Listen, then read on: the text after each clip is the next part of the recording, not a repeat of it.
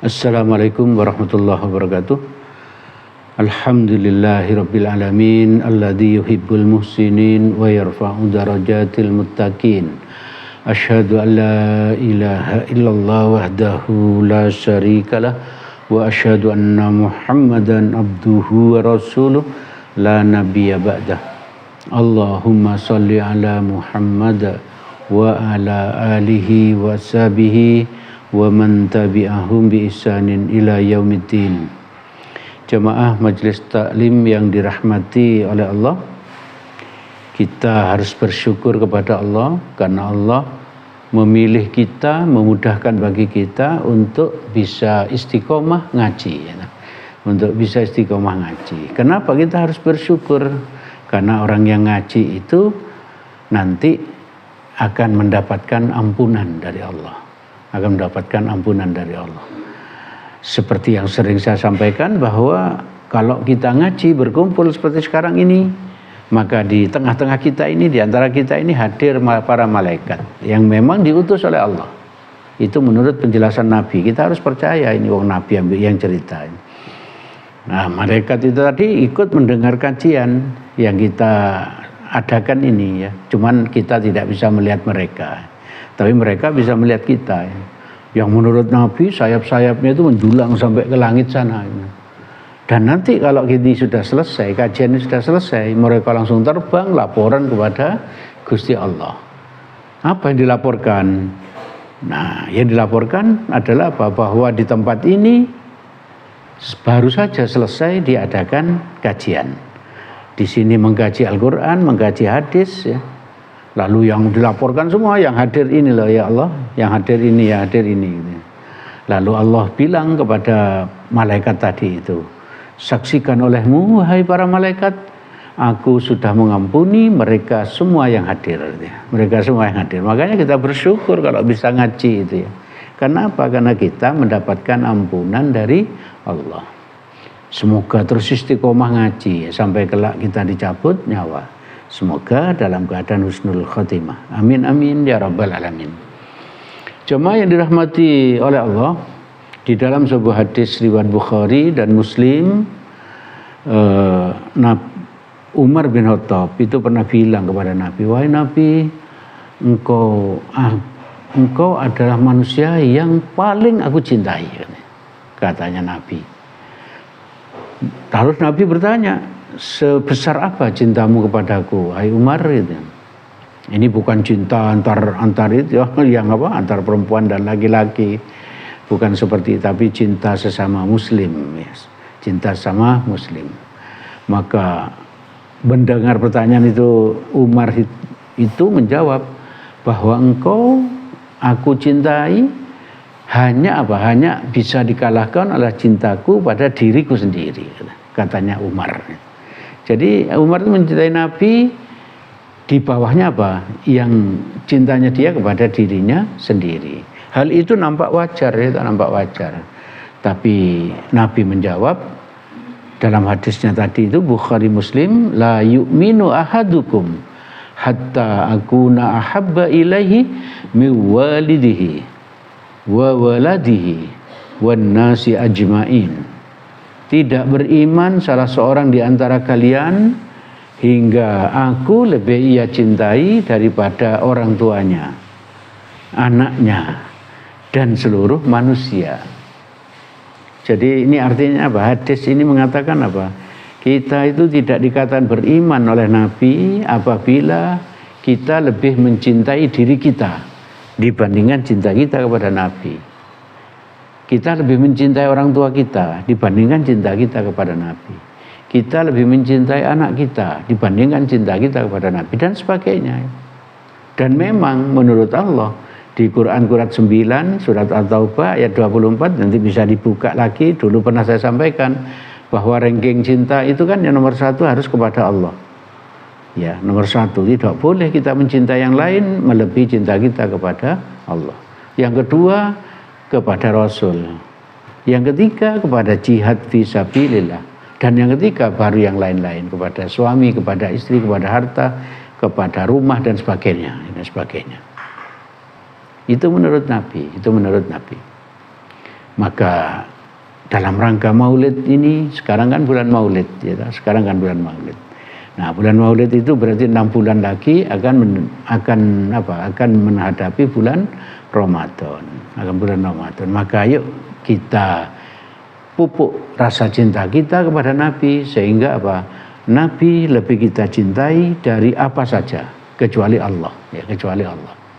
Hanya Allah, cinta kita kepada Allah yang bisa mengalahkan cinta kita kepada Nabi. Jemaah yang dirahmati oleh Allah, agar kita termotivasi, ya, bahwa kita itu harus mencintai Rasul. Kita coba ambil salah satu contoh cintanya sahabat kepada Nabi, ya. Siapa yang kita jadikan contoh? Ali bin Abi Thalib, ya. Ali bin Abi Thalib ini pemuda pertama, anak-anak pertama yang masuk Islam. Kalau yang tua laki-laki yang masuk Islam pertama itu kan Abu Bakar. Yang tua perempuan yang masuk Islam pertama itu istri Nabi, Siti Khadijah. Dan yang anak-anak adalah Ali bin Abi Thalib. Berarti dia Islam itu masih muda sekali ketika dia umur 10 tahun. Nah, ketika Nabi mau hijrah, malam hari mau hijrah, di rumah Nabi itu sedang berkumpul pemuda kafir Quraisy dari berbagai kabilah mengepung rumahnya Nabi. Mengapa mereka mengepung Nabi? Mereka sudah diperintahkan oleh Abu Jahal dan kawan-kawan untuk secara serentak membunuh Nabi. Kenapa kok harus serentak? Kok bukan satu orang aja? Sebab kalau satu orang, nanti yang membunuh itu bisa dituntut balas oleh keluarganya Nabi. Tapi kalau semua pemuda dari semua kabilah, maka tidak bisa menuntut balas. Makanya itu ini strategi jitu dari Abu Jahal. Ini kan strateginya Abu Jahal untuk bunuh Nabi, gitu. Untuk bunuh Nabi. Lalu Nabi mendapat wahyu dari Allah tentang rencana pembunuhan ini. Nabi sudah diberitahu Allah kalau akan ada rencana pembunuhan kepada Nabi. Dan sekaligus Nabi diberi wahyu malam itu untuk apa? Untuk semacam izin untuk hijrah. Kan Nabi itu untuk hijrah menunggu izin dari Allah. Semuanya sudah berangkat. Abu Bakar belum. Umar bin Khattab berangkat. Ali berangkat dan Ali belum. Dan seterusnya banyak lagi yang sudah berangkat. Tolha berangkat. Abdurrahman bin Auf berangkat. Yang belum tinggal siapa? Abu Bakar, Ali dan Nabi Muhammad serta beberapa orang perempuan itu. Lalu untuk mengelabui kaum Quraisy yang ingin membunuh Nabi itu, Nabi menyuruh Ali tidur di tempat tidurnya Nabi Muhammad. Coba kita bayangkan, Nabi menjadi sasaran pembunuhan malam itu, gitu, menjadi sasaran pembunuhan. Malah Ali itu disuruh tidur di tempat tidurnya Nabi, pakai selimutnya Nabi. Nah, itu kan berarti apa? Yang akan menjadi sasaran pembunuhan kan Ali bin Abi Thalib jadinya, gitu. Ali tidak nolak, ya, disuruh Nabi seperti itu. Dia langsung bilang apa? Sami'na wa ata'na, aku mendengar dan aku taat. Ya. Luar biasa ya Allah, luar biasa. Coba bandingkan, kalau kita yang disuruh tidur di tempatnya Nabi tadi itu, kira-kira apa yang kita lakukan, ya? Kita mungkin akan ketakutan jadi sasaran pembunuhan, karena yang mau dibunuh itu Nabi, ya kan, yang bunuh Nabi. Saat itu para pemuda tadi yang mengepung untuk mengintip lewat celah pintunya Nabi, dan ternyata yakin orang kafir Quraisy ini, pemuda kafir Quraisy ini masih yakin bahwa Muhammad ada di dalam itu, ya.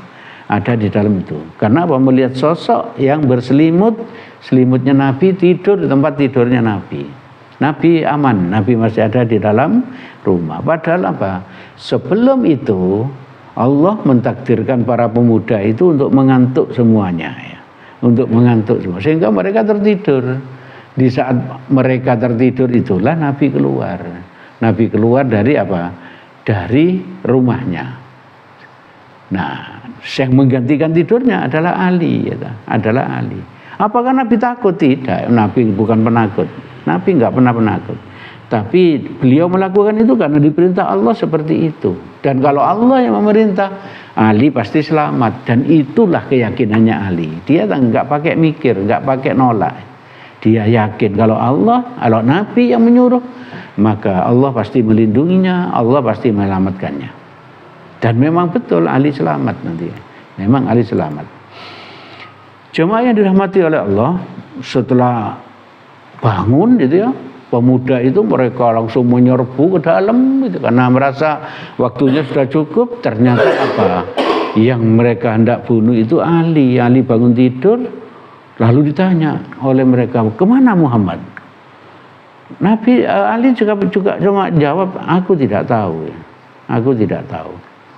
Dan hebatnya apa? Orang-orang kafir Quraisy itu, walaupun mereka itu dalam kondisi marah, tapi yang ditugaskan bagi mereka itu untuk membunuh Nabi, dan ternyata Nabi sudah nggak ada, hanya ada Ali. Mereka bukannya marah terus membunuh Ali, tidak. Mereka tetap pada apa? Pada tugas semula. Tugas semula itu apa? Membunuh Nabi. Karena Nabi sudah nggak ada, dia tinggalkan Ali, lalu dia mereka mengejar siapa? Mengejar Nabi. Nah, jemaah yang dirahmati oleh Allah, cerita itu tadi itu saya ingin menunjukkan kepada kita semua, kepada Bapak, Ibu, Saudara, juga kepada saya, betapa Ali itu kalau disuruh Nabi tidak pernah gentar sedikit pun. Kenapa seperti itu? Karena ketaatannya kepada Nabi, karena cintanya kepada Nabi. Maka hal-hal seperti ini ayo kita tiru. Kalau Nabi sudah memerintahkan kepada kita hanya bilang apa? Sami'na wa ata'na. Aku taat, aku mendengar wahai Nabi, dan aku taat. Enggak pakai kita membantah ya. Kita disuruh tahajud malam-malam jam 2, jam 3 gitu. Kita enggak pakai membantah, nanti saya capek Nabi, nanti saya sakit, tidak ya. Kalau Nabi yang menyuruh, kita tidak mungkin sakit ya, tidak mungkin sakit. Dan ternyata apa? Ali masih punya tugas lainnya setelah selesai tugas tidur tadi itu loh. Tugas tidur yaitu apa? Mengembalikan barang-barang titipan berharga milik warga Mekah. Warga Mekah itu suka apa? Menitipkan barangnya kepada Nabi gitu ya. Dititipkan begitu saja. Kenapa? Karena Nabi itu kalau dititip barang amanah ya. Pasti tidak kalong, pasti tidak apa? Tidak habis, tidak hilang ya. Pasti dikembalikan karena sangat amanah. Baik titipan dari orang muslim maupun non muslim. Nah, Ali itu dititipi itu barang-barang itu untuk apa? Setelah Nabi hijrah, maka barang yang ditinggal Nabi itu disuruh kembalikan kepada pemiliknya, Betapa tugas Ali ini sangat berat ya. Bahkan apa? Taruhannya nyawa. Itulah bukti cinta dari apa? Sahabat Ali bin Abi Thalib. Ayo kita buktikan cinta kita kepada Allah, kepada Nabi. Apa saja yang kita lakukan karena cinta kita kepada Nabi, karena ketaatan kita kepada Nabi. Bagaimana cara mencintai Nabi itu? Yaitu mengikuti sunnahnya Nabi. Tahajud itu sunnahnya Nabi, dermawan itu sunnahnya Nabi, itu kita ikuti. Berinfak itu sunnahnya Nabi, berkorban itu sunnahnya Nabi, kita ikuti ya. Mengikuti sunnahnya Nabi ya. Apa yang disunahkan Nabi kita ikuti semampu kita. Dan yang Nabi larang kita tidak melakukannya sejauh-jauhnya. Lalu mendahulukan aturan Nabi.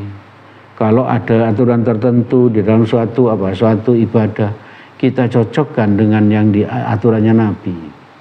Sekarang ini kan tidak sulit sudah itu. Tidak sulit. Karena apa? Komputer, laptop dan sebagainya itu sudah merajalela. Kita tinggal mencarinya itu dengan mudah, apakah hadis ini sahih atau enggak gitu. Maka kalau ada suatu aturan tentang sholat, tentang ibadah, kita cocokkan dengan apa yang dilakukan Nabi. Maka kalau ada enggak cocoknya, kita dahulukan aturan yang diberikan oleh Nabi. Memperbanyak sholawat. Bersolat Nabi itu Allahumma sholli ala Muhammad wa ala ali Muhammad. Maka apa? Maka Allah akan memberikan rahmatnya kepada kita 10 kali lipat. 1 kali salawat, rahmatnya Allah akan turun pada kita 10 kali lipat. Terus begitu. Dan juga Dan juga kita apa? Cara mencintai Nabi itu dengan apa? Membela Islam misalnya, dengan membela Islam. Bagaimana cara membela Islam? Mengajak orang yang belum sholat ke masjid, kita ajak untuk sholat ke masjid. Mengajak orang yang belum ngaji untuk ngaji, dan seterusnya, dan seterusnya. Dan Nabi mengatakan kepada kita, jangan mencintai Nabi berlebihan. Ya. Jangan mencintai Nabi berlebihan. Ini harus kita ingat-ingat ini. Hadis riwayat Bukhari dan Muslim. Nabi bersabda, la tudruni kama adratin nasara kama adratin nasara ibna Maryam fa innama ana abduhu faqulu abdullah wa rasuluh. Artinya, janganlah kalian memuji-muji aku secara berlebihan. Janganlah kalian mencintai aku berlebihan, katanya Nabi. Nabi melarang kita untuk mencintai Nabi berlebihan. Sebagaimana orang Nasrani memuji Isa putra Maryam. Bagaimana orang Nasrani memuji Isa putra Maryam? Diakui sebagai Tuhan dan sebagainya. Nabi nggak mau, Nabi Muhammad nggak mau diakui sebagai Tuhan. Ya. Tapi Nabi bilang apa? Nabi bilang sesungguhnya aku ini sesungguhnya hanya seorang hamba Allah. Ya. Nabi bilang begitu. Nabi itu seorang hamba Allah. Maka katakanlah Muhammad hamba Allah dan Rasulnya. Harus ingat seperti itu. Jadi kalau kita mencintai Nabi jangan berlebihan. Jangan sampai menganggap Nabi itu sebagai Tuhan. Cukup kita anggap apa? Nabi itu adalah hamba Allah dan Rasulnya. Jamaah yang dirahmati oleh Allah, itu yang bisa kami sampaikan pada kesempatan ini. Segala yang baik dan benar semuanya berasal dari Allah Subhanahu wa ta'ala. Semoga ada manfaatnya bagi kita. Semoga Allah menolong kita untuk bisa mencintai Rasul di atas cinta kita kepada yang lain, kecuali Allah. Ya. Hanya cinta kita kepada Allah yang bisa melebihi cinta kita kepada Rasul. Apabila ada salahnya, saya mohon maaf sebesar-besarnya. Mari kita tutup majelis ini dengan doa kafaratul majelis. Subhanakallahumma wa bihamdik asyhadu an la ilaha illa anta astaghfiruka wa atubu ilaik. Assalamualaikum warahmatullahi wabarakatuh.